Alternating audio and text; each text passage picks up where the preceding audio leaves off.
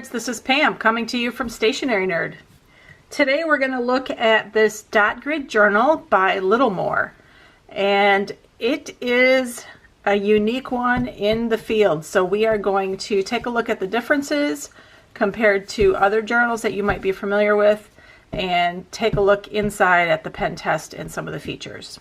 So I'm going to start out with the obvious. It's called Littlemore, and it's got the branding right on the front. I love that it has these cool embossed, debossed, what is it? Embossed, debossed? Anyway, there's icons on the front and they're textured, but they're all like embedded in this dot grid pattern that's on the front.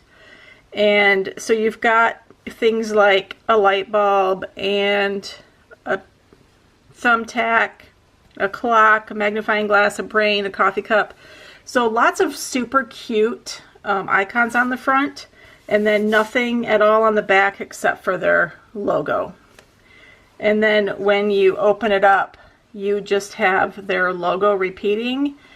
Normally I don't like a lot of branding on my journal, but in this case I don't mind this pattern, because even though I know it's their logo, it becomes just a geometric pattern once they're all gridded like this. So I think it's cute. So obviously on the front you have this this opening page for personal information where you can put your name and contact info. And then again, it's got the branding here, but it talks about the Littlemore approach. So here is what they write here. Be little, be selective about your to-do list. Do a little more each day than you think you possibly can. So I like that, even though it does tie back to their branding. I think that it's effective for those of us who like to use our journal for productivity. And Pounce has come to visit. Let's see what she's going to do. I think she might just lay down. Oh, she's going to lay on. Okay, Pounce, time for you to go. Okay, so after this quote, you have a key page. Now here's where I think that they went a little bit wrong. There are 1, 2, 3, 4 key pages. I'm not sure why you would need that many key pages, but it's got the bullet code on one side and a color code on the other side of this column. So I don't know any reason why I would need 4 pages for a key. And it makes me wonder if it's actually a printing error of some sort, because then afterward you have 1, 2, 3, 4 more pages for index. So you've got 4 key pages, 4 index pages, and then you start in on the grid pages. All right, next pet peeve. This is the first grid page, okay? Look at the page number on that. Page 14. What? Now, it is small, and it's in the center of the page on the bottom, so it's not super obtrusive. There is their logo in the bottom right-hand corner of the right-hand side of each page spread. It bothers me that they have started the page numbering on page 14 instead of the very first dot grid page being page 1. So I don't know, maybe that's not a big deal to you, but it seems really strange to me. Flipping to the back, there is no pocket in the back. However, you do have a pen loop. This is actually sandwiched right in between that end paper and the back cover of the book. I don't know, it doesn't seem very secure to me, but you know, I haven't heard anybody complaining about it, but that is something to think about. And then we have the elastic on the back. I like that they use the contrasting color of the tan or the khaki color against the dark blue. And then the bookmarks that they have in here are both grosgrain ribbon, so it's got a little bit of a texture on it. One is blue and one is that khaki color. So again, very nice feature there to have a double bookmark. So the big obvious difference in this book compared to a normal A5 journal is the size. So let's first take a look. I have this spreadsheet, and this is a downloadable spreadsheet available on the website at stationarynerd.com/journals, and I go through every journal that I have reviewed on that post, and here are the specs for all of them. So the Little More journal here on the second page, it says that I paid $17.99 for it when I purchased it. However, I did just look it up online, and it's right now selling for $13.99, and there's a 10% coupon. So I'm not sure how long that's going to last or how often the price fluctuates, but that's just something to keep in mind, that the price is different than what you see on the spreadsheet. So the size of the journal is 7 inches by 5.5 inches. And I want to show you what the difference is. So this is my Leuchtturm 1917. This is true A5 size, and I'm just going to lay this on top. So that is significantly different in size, but I suspect that even though they haven't advertised this as a B6 size, I think that might be what this size is. Let me get a B6 book and show you the difference. Okay, so this is a B6. So it's not even the right size for B6.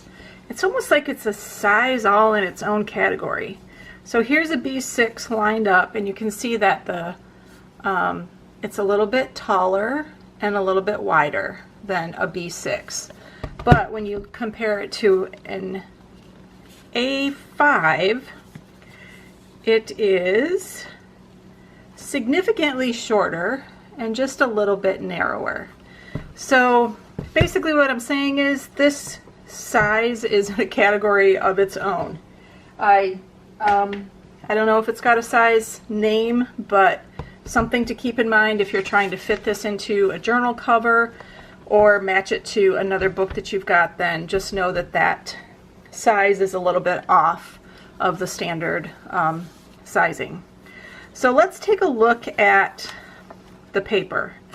This is, I believe this is 100. So yes, it's 100 GSM. There's 153 pages. It only comes in dotted, and they're calling the paper light cream. So let's compare that paper to things that we already know. So here's a piece of standard copy paper, just printer paper. So this is usually what we consider the whitest white version of paper that you can get. So you can see the difference here. This is definitely cream compared to the bright white paper.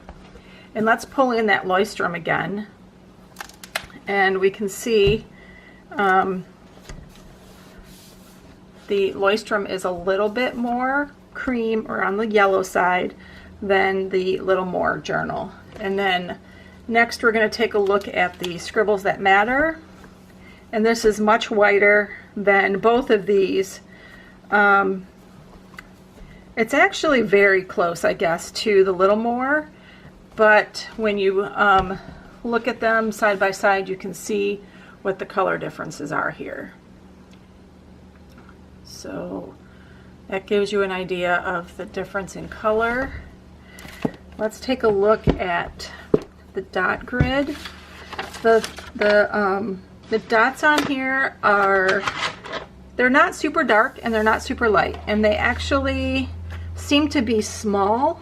So even though the book is small, it's like they used a smaller size point size on the dots itself. So let's just take a look at the grid size. That is a 0.5 or 5 millimeters. So 5 millimeter grid size, which is normal, and that's a standard size. So next we're going to take a look at, quickly, oh, I totally forgot to tell you. Okay, so there's all of these the grid pages, but then in the back there are 8 pages that are perforated at the spine and then also perforated into 4. So let me just show you how that is. And I don't really know what the official purpose of this is, but here's my general guess, because there's a couple other journals that do this.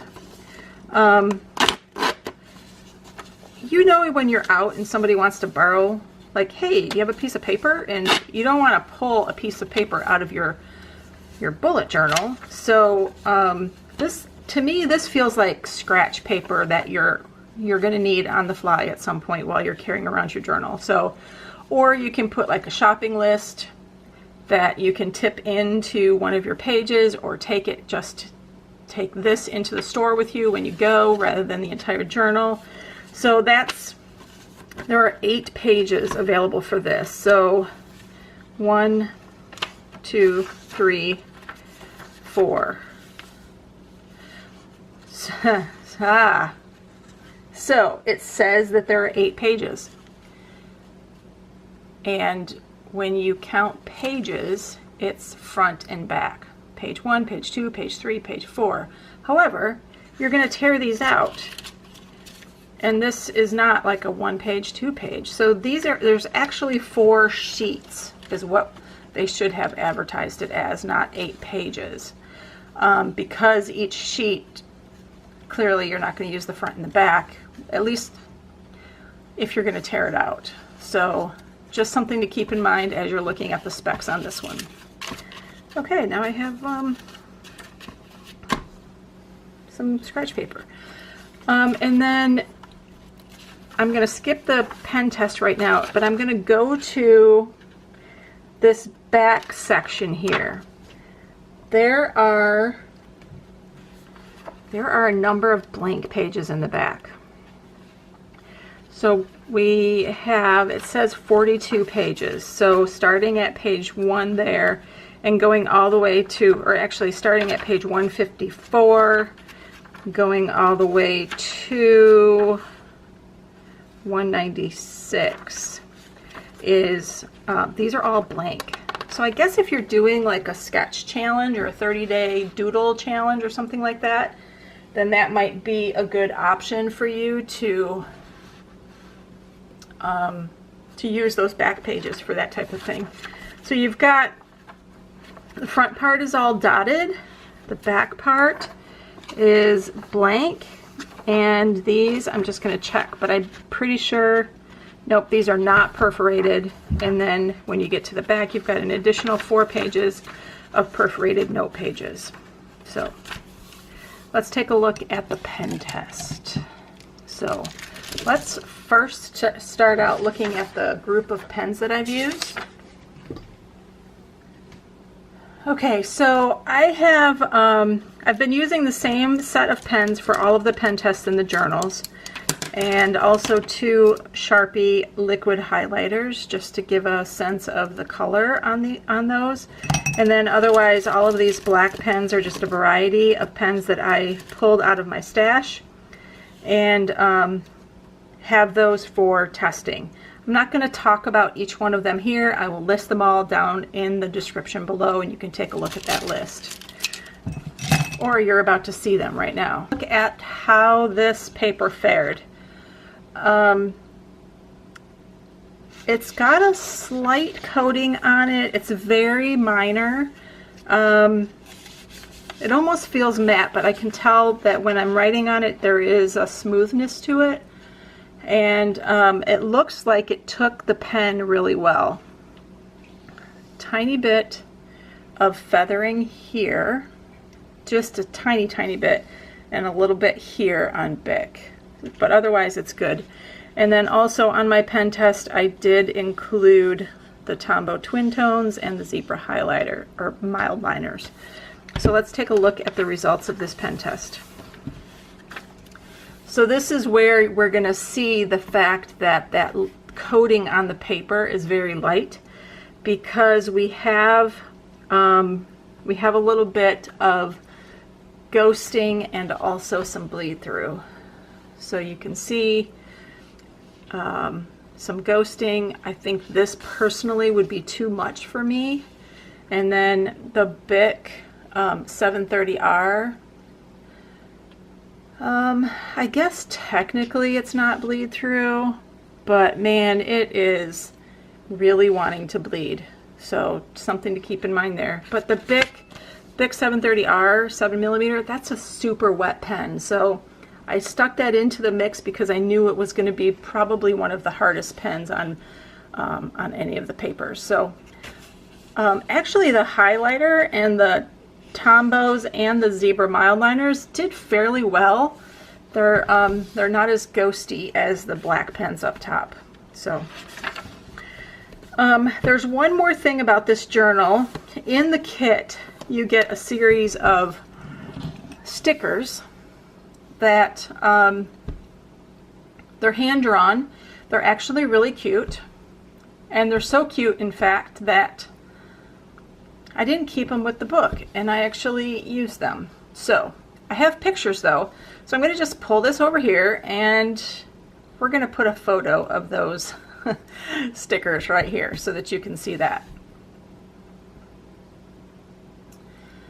All right, so this is the Little More dotted journal. I really love the size of it. If I just wanted something small to carry around in my purse. This brand also has two really cool dated planners. One has weekly layouts and one has daily layouts, I believe. But take a look at the website and the other things that they've got listed under their seller account on Amazon, and there's a couple of really cool planners if you're looking for something that is a dated pre-printed planner. So anyway, that's it for now. We will come back again soon with another journal review, but until then, hit that like button, share the video with a friend, and leave me a comment below if you've tried this journal. Let me know what you think. All right, until next time guys, I will see you later. Bye.